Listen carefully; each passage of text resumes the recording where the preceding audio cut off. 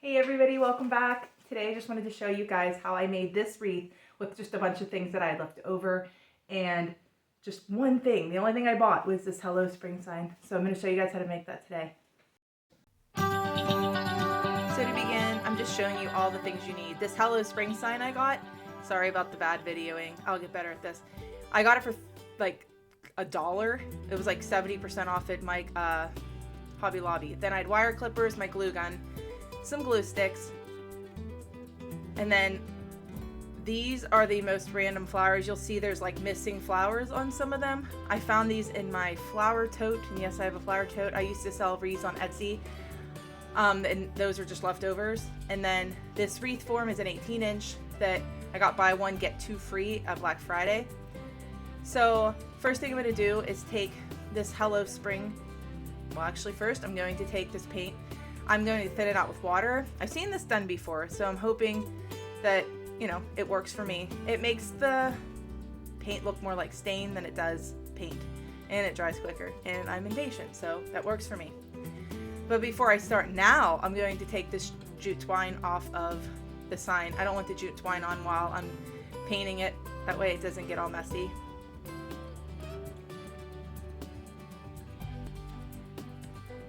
So now I stir this paint really, really well into the water, and it's quite a bit of water. It makes it really thin, and I think the outcome is really, really pretty. It looks like a, I don't know, maybe like an ambery color stain instead of thick, thick, thick paint, which is the look I was going for.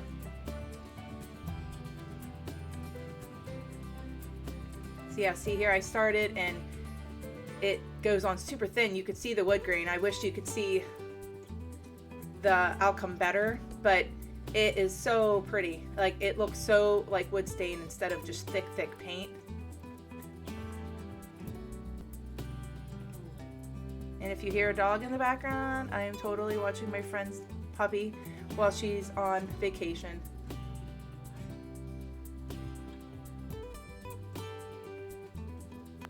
Here I am, I'm getting to finish up.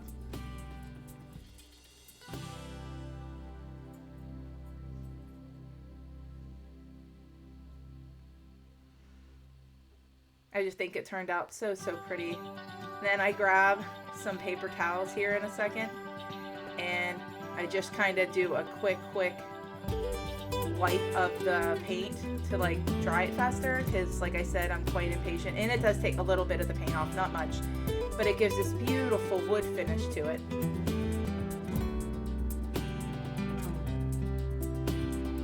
So now I'm just going to tie my jute twine back onto my sign.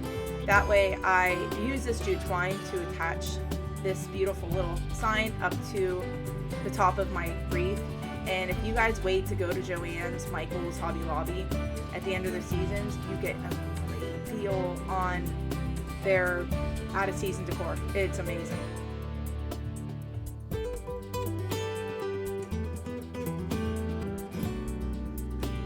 So now I'm gonna sit it and try, I'm gonna fidget here a little bit and try to get this centered. And I don't show the clip, but I use a little bit of green jute twine to attach the sign to the top of my wreath. You'll see it better here. If you look close at the video, you can see a little bit of green twine, and I just glue that in place. And after watching this video, I learned that I need a new glue gun.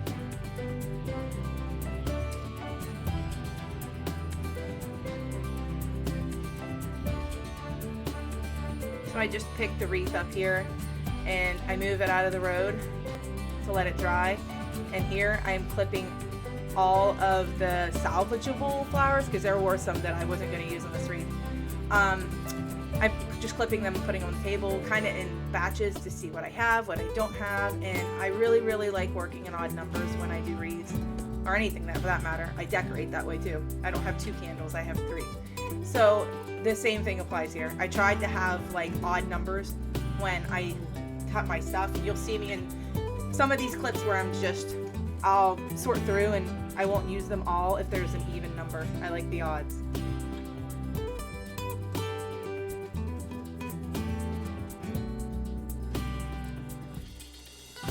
So now I always start my wreaths with the greenery.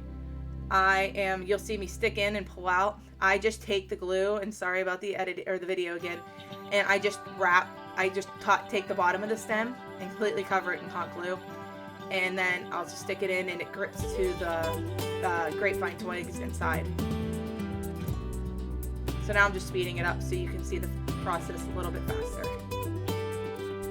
But see, I try to work in threes, and I have 3 big ones, and then I have a ton of teeny tiny little ones that I'm just going around the wreath and sticking them in, trying to space them out evenly. And these are like random. Some are like old rose bush vine, like the one at the top there, and then some are just magnolia looking branches. And then here I'm going to start clipping this boxwood looking greenery. This one was the hardest because the bushes were very used. I clipped and clapped and did all these things to this, so these ones I just added in all over. It ended up being more than I thought it was, which turned out to be really, really pretty. Just gave it so much volume, life. I like my wreaths to look kind of like wild, like I was walking through a meadow and found bushes and all these beautiful things. And that is my goal one day. My goal is to homestead, but I also want to have tons of wildflowers so I can dry flowers and make my own wreaths, like live wreaths. I want live wreaths and dried wreaths. I think it'd be pretty. So now I'm starting to get the foresight, I think that's what it's called. And you'll see, I start sticking it in, and then I realize that I have teeny tiny twigs, and then I have big full twigs. And as I speed this up here, you'll see me pull it all back, some of it back out, because like I said, I was working in threes, and I had 3 bigger bunches. So I'll stick these in, and then all of a sudden, like I get this one, and then this one, and then I grab this big one, and I go, oh. And you'll see me, yep, pulled them out. So I just go around and fill it in with these bigger, bushier ones. They are so pretty. When I see those in the spring, I know it's time. I'm just so excited for spring. It's my favorite. So I just keep adding these around. Just spacing them out the best I see fit. And then I start adding in these smaller bits and branches, and I don't care if they stick out over the edge. The fuller, I think it just looks more natural. The fuller, the better. Yeah, and you can see some of them are like scraggly sticking out, and I think it's so pretty. I just love it so much. And then these, again, sorry, but these are these beautiful yellow, they're like really pale yellow flowers that I have with these orangier centers, and I had 3 of those. So you'll see me, I'll stick this first one in, and then I space them out just around, yep, like that. And I just think they're so beautiful. They're so pretty. And these I did have an even number of, but I didn't want to use even numbers, so I left one of them out. And now these flowers here that I'm about to stick in are Gerber daisies, and they are actually from the Dollar Tree.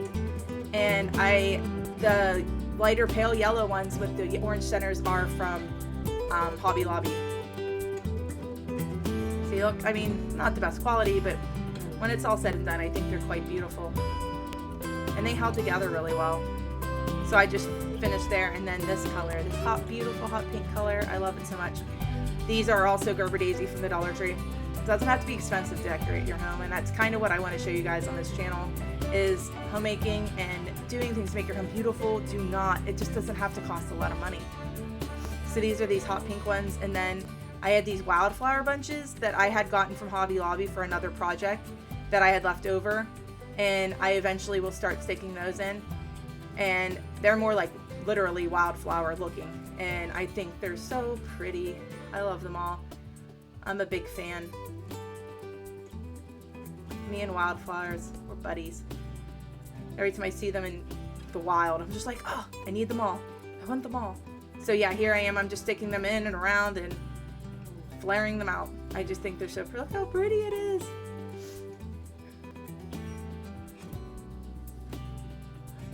And then here you'll see me, I only had a couple of these little teeny tiny coral roses that I stuck in, and some coral like daisies that I got from Michael's.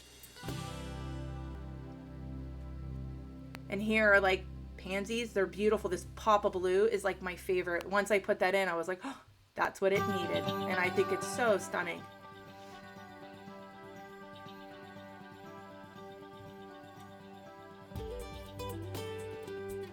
And these are just like yellow wildflowers, but this is the finished product. And then I flip it over and I take more jute twine and, well, first I cut the greens off. See the stems? I'm cutting them off so they don't scratch my door.